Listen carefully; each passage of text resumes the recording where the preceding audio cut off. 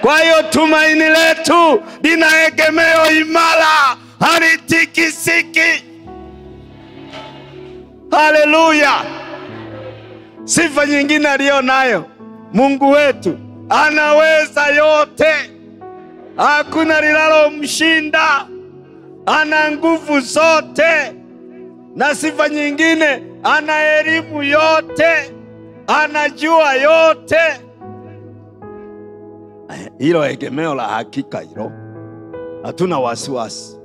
Sifa nyingine, yuko kila mahali kwa wakati wote, hapitiwi, anaona, yuko macho. Huyo ndio Mungu ambaye ndio egemeo la imani yetu. Halafu huyo Mungu anatupenda upeo, anatutakia mema. Huyo ndio Mungu wetu, na hiyo ndio egemeo letu la imani. Kwa hiyo nasema ni hakika ya mambo yatarajiwayo. Akikuahidi kitu, una hakika.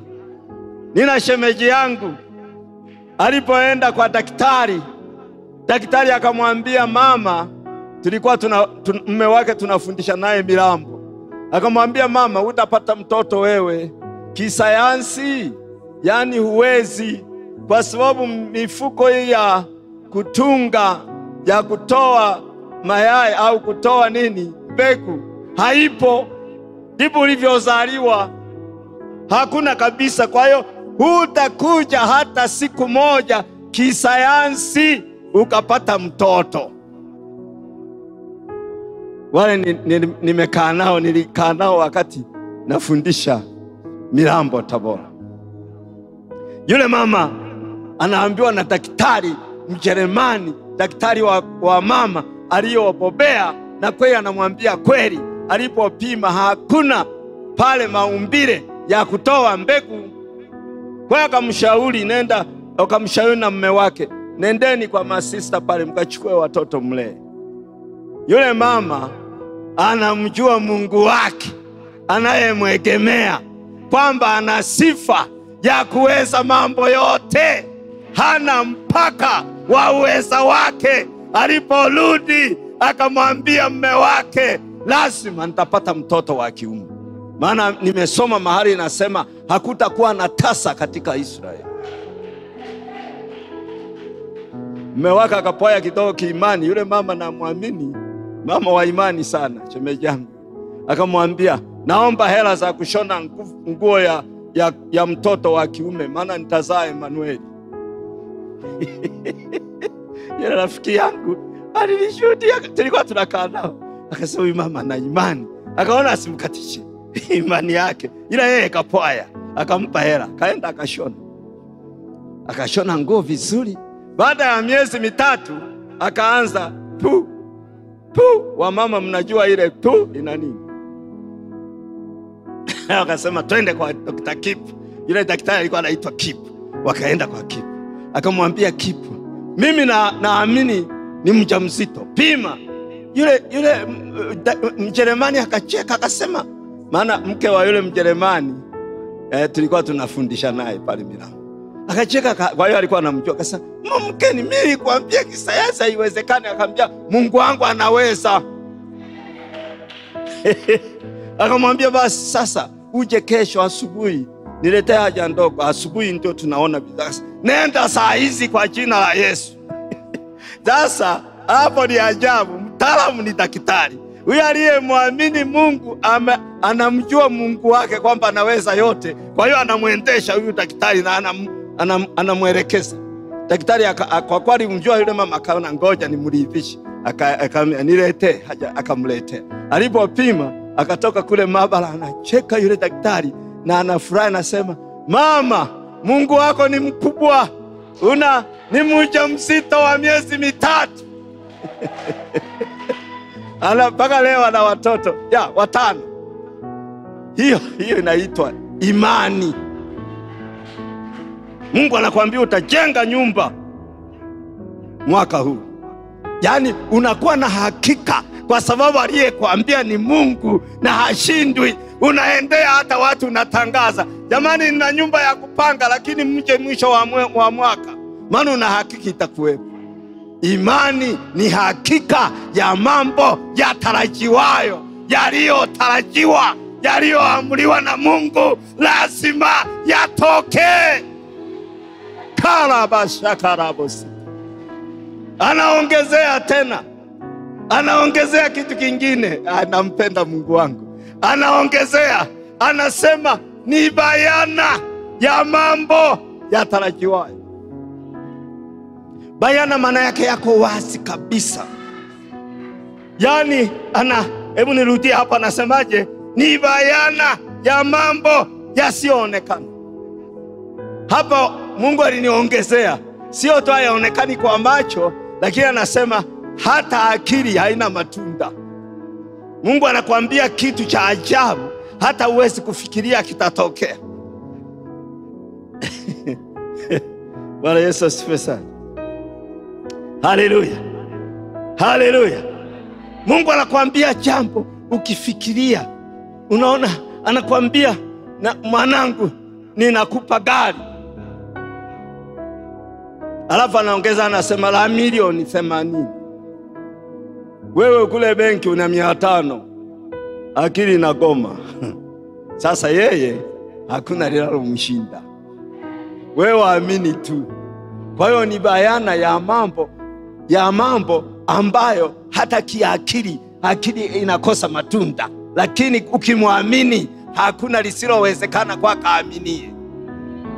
Tunapomaliza maana ya imani, tuangalie maana ya neno pande mbili za maisha ya Kikristo ya ushindi katika mtazamo wa Biblia. Tuanze tusome hapo, tusome Waebrania hapo, turudi hapo kwenye Waebrania, tuanzie mstari kwa ajili ya muda.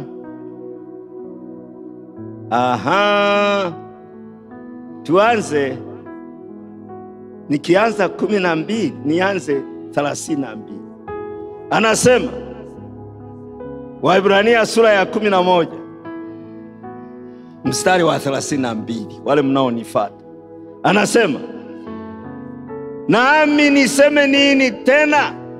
Maana wakati usingelitosha kuleta habari za Gideon na Baraka na Samson na Yeftha na Daudi na Samueli na za manabii, ambao kwa imani walishinda miliki za wafalme, walitenda haki, walipata ahadi, walifunga vinywa vya simba, walizima nguvu za moto. Kina Shadraka na Abednego hawa waliokoka na makali ya upanga, walitiwa nguvu baada ya kuwa dhaifu, walikuwa hodari katika vita, walikimbiza majeshi ya wageni. Wanawake walipokea wafu wao waliofufuliwa. Hizo zote ni baraka, ni imani ambayo inaleta matunda, inaleta baraka. Nimekatisha, lakini kuanzia kule juu anawaelezea watu waliobarikiwa kwa imani, watu waliopokea wafu wao, waliwaombea wamama wakafufuka waume zao, walishinda majeshi ya wageni, bali walibarikiwa, waliimarika. Yani hapa naelezea upande wa baraka, ukiamini baraka hizi zinakufuata. Haleluya. Ambao ndio mara nyingi tunauona ule upande wa mafanikio. Na kweli na mimi naungana na wewe. Ukiokoka, mafanikio ni matunda ya wokovu. Kitu kikubwa ni wokovu, alafu wokovu unazaa matunda. Na baraka unazozifuatilia huwezi kuzipata kama hujaokoka. Ukizipata zitakuletea madhara na zitatoka sehemu nyingine. Baraka safi ambayo haichanganyi na huzuni, ni baraka kutoka kwa Yesu. Haleluya, haleluya! Hiyo ndio baraka, na baraka kamili inayotajwa katika Biblia. Anasema kwa uzao wako, anaambiwa Abraham, kwa uzao wako. Tena anasema mzao, maana yake mmoja, Yesu Kristo. Kwa mzao wako mataifa watabarikiwa. Baraka inayotajwa hapa ni baraka ya wokovu, ambayo ndio baraka halisi. Kutoka wokovu kuna matunda. Mafanikio ni matunda ya baraka. Tunapookoka, baraka zinaamuliwa, zinatufuata. Hazifukuzi tena kama mbuzi, zinakufuata. Haleluya! Anazungumzia hiyo baraka, na anawaeleza hawa wakabarikiwa, wakafukuza majeshi ya wageni, wakafanikiwa. Waliponyosha mikono wakafanikiwa. Kwa nini? Waliokoka, walimjua Mungu. Hiyo ni sehemu, pande moja ya maisha ya Ukristo ya ushindi. Na hao wanaitwa mashujaa wa imani, kama wewe ulivyo. Mgeukie mwenzako, mwambie wewe ni shujaa wa imani. Mashujaa wa imani. Haleluya, haleluya! Lakini anatumia neno moja, liangalie sana. Baada ya kuelezea hawa walibarikiwa, walitenda miujiza, Mungu aliwatumia tajiri, halafu anaweka neno, anasema lakini. Nataka ulione hilo, maana yake anahama, anaenda pande ya pili ya maisha ya Kikristo ya ushindi. Anaenda upande wa pili wa mashujaa wa imani, anaunganisha na neno lakini. Umeliona hilo? Lakini wengine waliumizwa vibaya hata kuuawa, wasikubali ukombozi ili wapate ufufuo ulio bora. Maana yake waliambiwa kwamba mkane Yesu, kama akina Polycarp, mkane Yesu alafu hatutakuua. Mkane Yesu, hatutakutupa kwenye manyama. Biblia inasema walikataa, wasikubali ukombozi. Ukombozi unaotajwa hapa ni kwamba wametekeshewa, kwamba ukimkana Yesu tunakuachia, unaokoka, unaendelea kuishi. Wakasema sitaki, mimi Yesu sitamwacha. Wakakana ule wokovu feki, wakumkana Yesu ili uwe hai. Bana, maisha hapa duniani ni mafupi, afadhali kukazania maisha ya milele. Wakakoma, wakaukataa ule ukombozi, wakakubali kufa. Unaona ile lakini inavyoanza kuonyesha upande wa pili, wapate ufufuo ulio bora. Wakakataa ule ukombozi ili wapate ufufuo ulio bora. Maana yake wafe, baadaye waje wafufuke katika Kristo. Wengine walijaribiwa kwa dhihaka na mapigo, na kwa mafungo, na kwa kutiwa gerezani. Walipigwa kwa mawe, walikatwa kwa misumeno. Huyo ni nabii Isaya, akakatwa na Manase nusu kwa nusu. Msumeno ukawekwa kichani, alafu akakatwa kama ubao nusu kwa nusu. Na mtoto wa Hezekia ambaye aliitwa Manase, mwovu kweli kweli, ingawa tunashukuru baadaye mwishoni alimjua Mungu, lakini akamkata nabii Isaya vipande.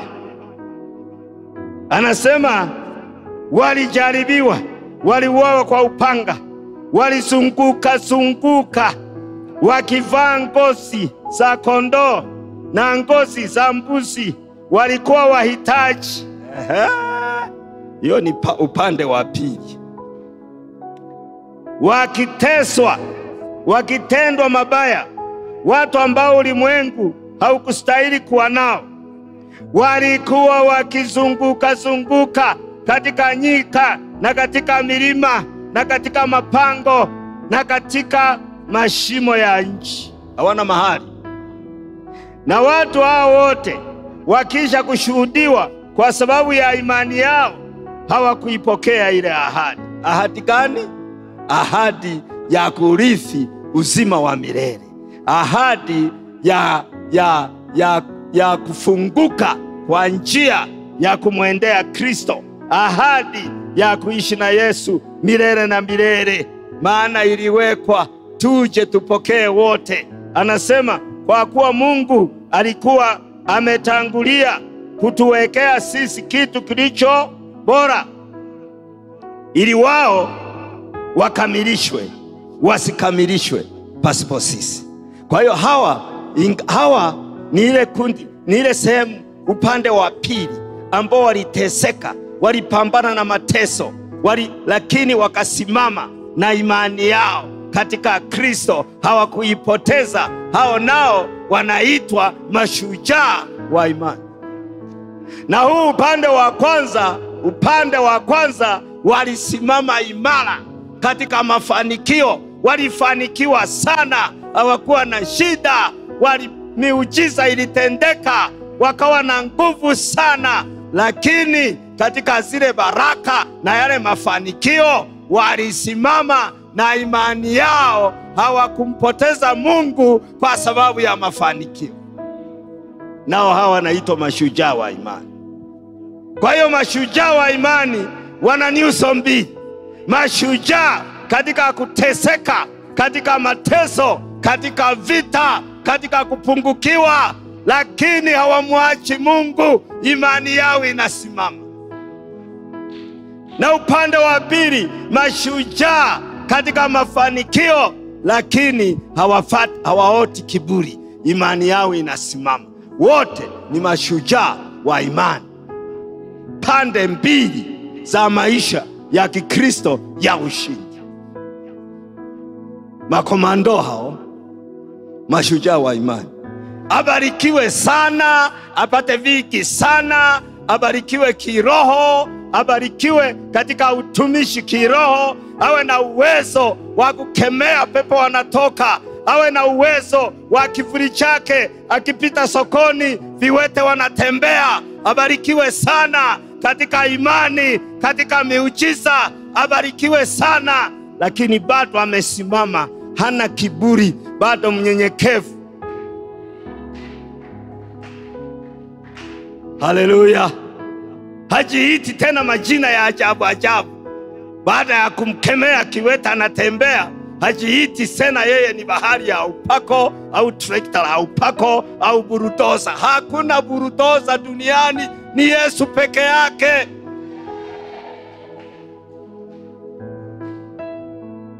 Wewe ukibeba asali, sinyuki watafata? Wanakufata wewe au ile asali? Wewe umembeba Yesu, utapata hizo. Yesu atatenda miujiza, hata vipofu wataona, viwete watatembea. Lakini sio wewe. Wewe unatumika tu kama chombo. Wewe ni punda asiye na faida, na useme hivyo. Anayefanya ni Yesu. Baki mnyenyekevu, baki umeshuka. Kiboko ya mapepo, umekuwa lini wewe kiboko? Aliye ndani yako ndio kiboko. Bwana Yesu asifiwe sana. Haleluya, haleluya. Mlima wa upako, tangu lini wewe umekuwa mlima wa upako? Umeupata wapi? Aliye ndani yako ndio mlima wa upako. Bwana Yesu asifiwe. Pande mbili za maisha ya Kikristo ya ushindi. Na mashujaa wa imani wanasimama, au wamebarikiwa sana, wametembea na Mungu sana, wamebarikiwa kiroho, wamebarikiwa kifedha, wana kila kitu, wamebarikiwa kiafya, bado wanasimama na Mungu kwa unyenyekevu wote. Hawapati kiburi. Upande wa pili, wedha wanapita katika majaribu makali, majaribu hata ya kuuawa, majaribu ya kupimwa, mateso, wanasimama imara, hawapoteze ile imani. Pande mbili za maisha ya Kikristo ya ushindi. Bwana Yesu asifiwe. Bwana Yesu asifiwe. Bwana Yesu asifiwe. Haleluya. bakia imara. Katika mafanikio bakia imara. Katika mateso na majaribu bakia imara. Tunapoenda kuhitimisha somo letu, tuangalie mambo mawili. Jambo la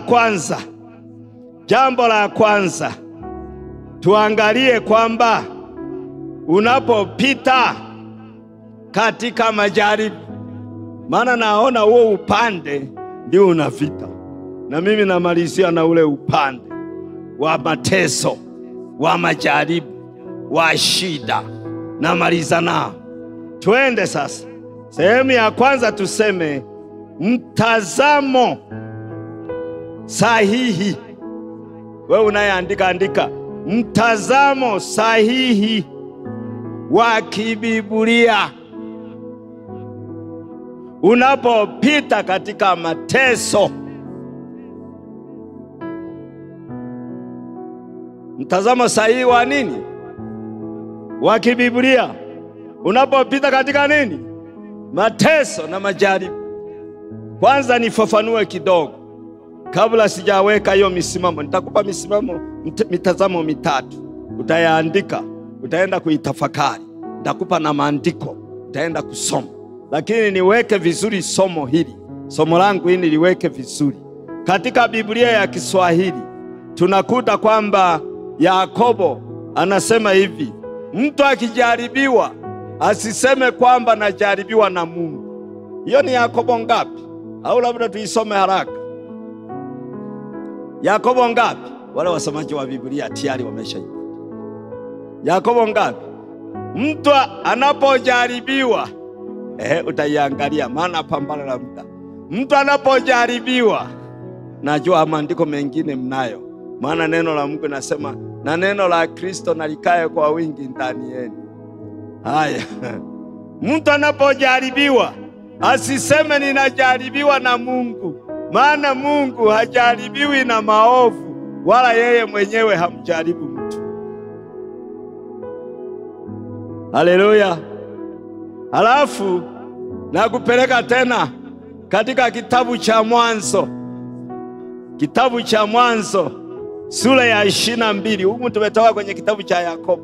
Tunaenda tunazunguka humo kwenye hii katiba ya mbinguni. Nadhani umeishika vizuri, ambayo ndio ramani yetu ya kuingia mbinguni. Na hiki ndio kipimo chetu. Tunapima maono, tunayapima kama yanaendana na Biblia, tunapima ndoto kama zinaendana na Biblia, tunapima unabii. Ukituambia mafunuo kama yule dada yangu wa Bariati aliyesema ameenda mbinguni akachumbiwa na Paulo, tunaangalia humu kama mbinguni wanachumbia. Tukiona hamna tunakwambia kaa pembeni. Uchumbiwa na Paulo. Haya. Hayo. Hii ndio dira yetu. Hii ndio dira yetu. Na hii ile maana ya kumshawishi mtu amtende dhambi Mungu.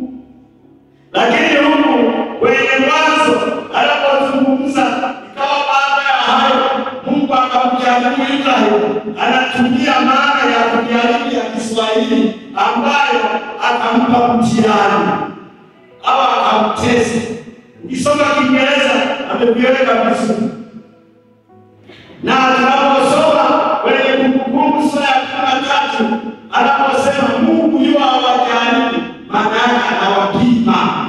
Kwa hiyo kwenye Biblia ya Kiswahili, kwa sababu Kiswahili kujaribu na maana mbili, akalia muktadha.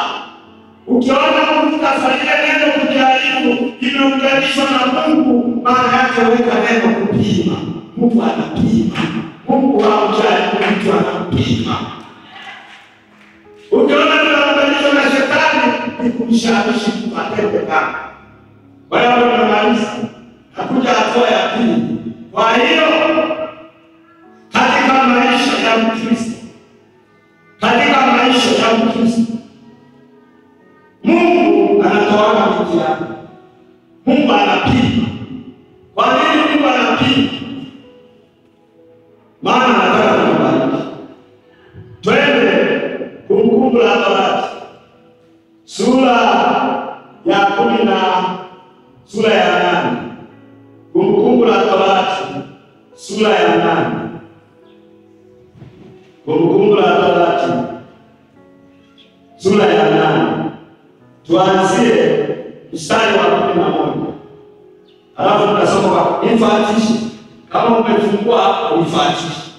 Anasema unaposoma ingawa wewe usipone sauti lakini soma kimoyomoyo uifuate. Anasema jihadhari, nawaambia wana wa Israeli, jihadhari usije ukamsahau Bwana Mungu wako kwa kutozishika amri zake na hukumu zake na sheria yake inayokuamuru leo. Kuna tahadhari hapo inawekwa. Angalia koma, sio koma, koma maana kituo au kuyatafakari. Angalia utakapokuwa umekula na kushiba na kujenga nyumba nzuri na kukaa ndani yake na makundi yako ya ng'ombe na kondoo yatakapoongezeka na fedha yako na dhahabu yako itakapoongezeka na kila kitu ulicho nacho kitakapoongezeka. Anaweka koma tu, anaweka tena kitu. Basi hapo moyo wako usiinuke. Maana yake usiwe na kiburi. Usianze kuwaza kwamba Mungu ana bahati huko maeneo haya. Usiwe na kiburi. Usiinuke ukamsahau Bwana Mungu wako aliyekutoa katika nchi ya Misri, katika nyumba ya utumwa, aliyekuongoza katika jangwa lile kubwa lenye kitisho, lenye nyoka za moto na nchi ya kiu isiyokuwa na maji, aliyekutolea maji katika mwamba mgumu. Kwamba bila Mungu kujua, lazima kwanza wewe ni mali ya Mungu, umepigwa muhuri na Roho Mtakatifu. Muhuri maana yake wewe ni mali ya Mungu, ana haki ya kukulinda na kukutunza. Kwa lazima shetani aombe ruhusa. Mungu aangalie. Shetani hana mamlaka ya kujaribu mtu wa Mungu bila ruhusa. Kwa sababu tunapookoka tunahamishwa. Neno la Mungu linasema tunahamishwa kutoka ufalme wa giza na kuingizwa kwenye ufalme wa mwana wa pendo.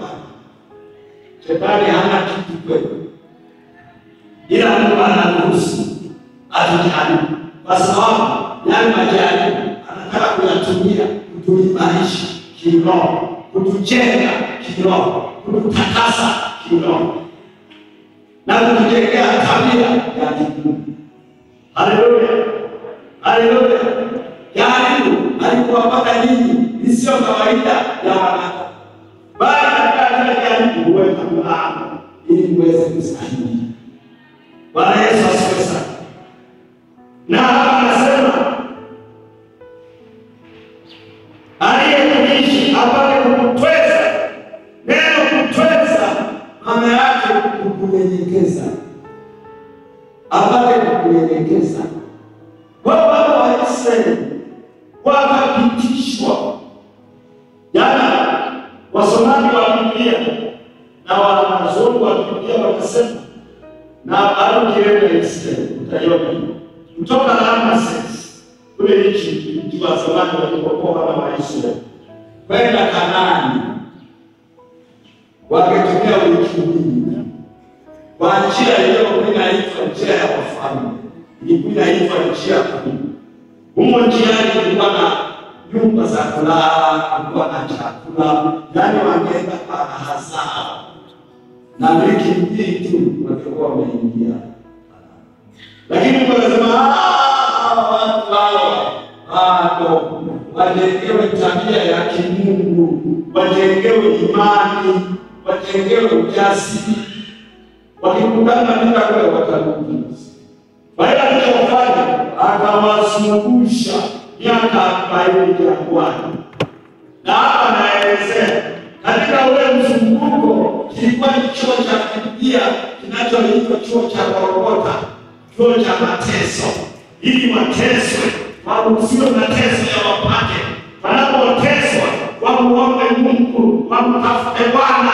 Wanapomtafuta Bwana, Bwana apatikane, na wanapompata Bwana wanajenga ushirika wa karibu na Mungu na wanaanza kumjua Mungu.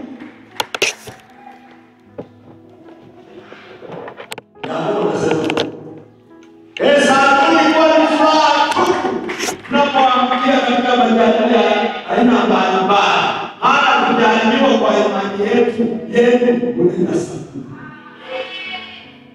Haleluya, haleluya.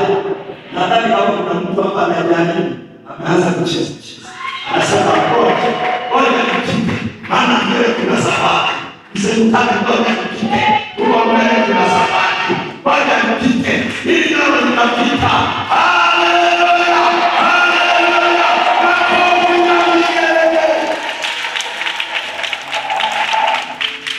Akawafundisha. Wakati mwingine baba anatabia kama ya taa, anatabia ndio maana anafundisha. Taa ana mke mmoja tu, ana akili kubwa na damu. Taa ya wote wengi mmoja tu. Alafu huyo mmoja akifa hawakuipenda. Wakiona wanaenda kupenda choo kwenye nyama. Alafu mama akiwa tayari kutaka mayai, wanasaidiana na mume wake. Yaani masoda tatu ndio wanachukua mfano wa Mungu. Wanaenda wanachukua miba, wanatengeneza kitu. Maana watoto kaiwa Tanzania. Kiiba imechoka kweli. Na kaidi ya maana anaona mpaka kichwa lake kabisa. Wanatengeneza ile miba. Wakimaliza wanachukua majani, wanalaza pale. Yale miba yanapotea. Alafu wanatoa yale miba yao wanaweka pale jani. Watoto wakilala kama godoro la mdomo. Watoto wale wakikua wakafikia mahala wanaanza kufundishwa kuruka. Mama tani anakuja hapa anataka kuwatoa watoto. Sio kwenye starehe. Wale watu wanapenda kuingia kwenye majani. Sasa Mungu lazima wasukumi wakuu. Kwa hiyo mama tani akiona hawatoki anachomoa ndani ya nyoyo. Akiona hawataki ndani anaondoa yale majani, anaanza kuchoma mabini. Akiona hawataki anajifungua ile njioni. Anaona mahali pa kukaa. Kwa hiyo anaanza kuanguka kutoka kwa mbali tu. Inabidi wajitahidi kuruka. Lazima akapotea. Alafu mama tai anakicho kali, anawacheki na watu wengi. Akiona wamechoka, wanaanza kufikiria Mungu shauri yako siku ndio kwa na kufa. Anaambiwa anafanya mabema kwa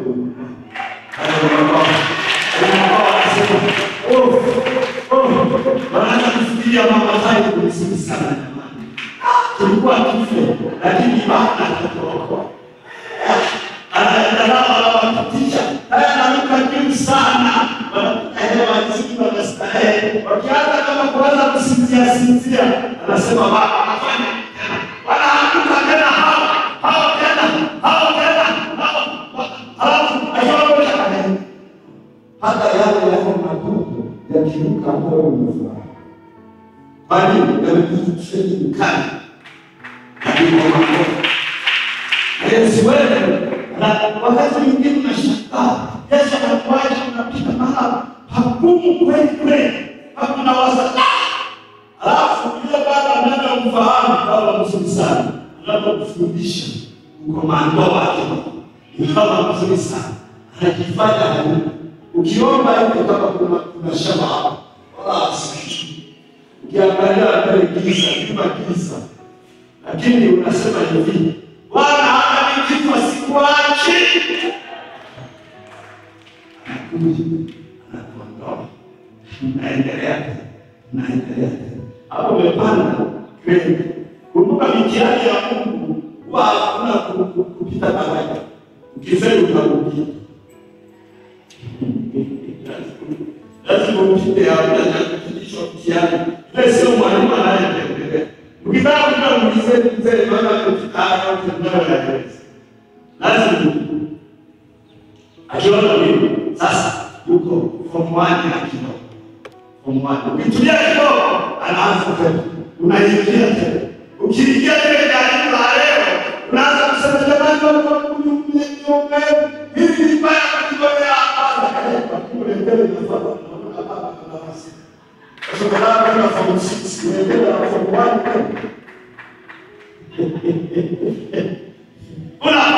Unapambana, ukiomba kutoka bila halipo, lakini anaona sana.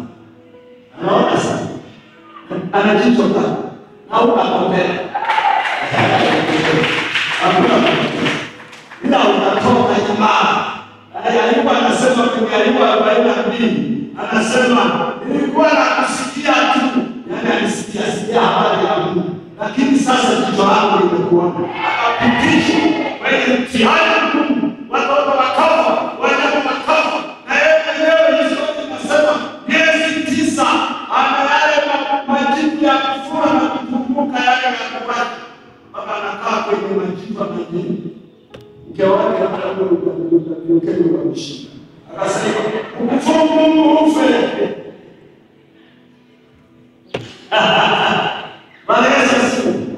Alipotoka pale, maana kwenye majaribu utaomba sana, utafunga sana, utamtafuta Bwana. Hayo majaribu yana sifa ya kujengea ushirika na Mungu, yana sifa ya kujengea urafiki na Mungu, yana sifa ya kujengea unamjua Mungu, anaongeza imani. Haleluya. Alikuwa anasema nilikusikia tu, lakini sasa nimekuona na ninachukia nafsi yangu. Haleluya. Wana wa Israeli wakapitisha. Alafu kwa nini hapa anasema ili tweze, anasema ule mstari wa 16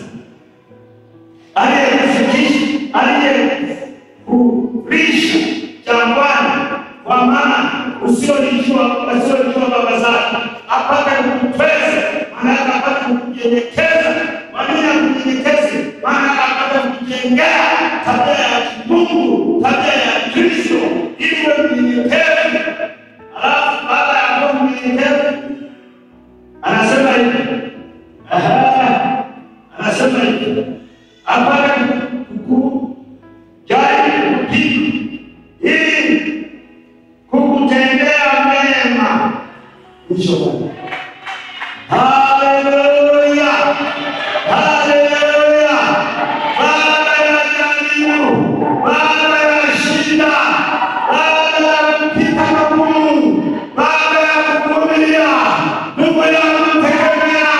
Kuna mema mbele yako, kuna mazuri mbele yako, unajengwa, unaishi. Haleluya. Haleluya.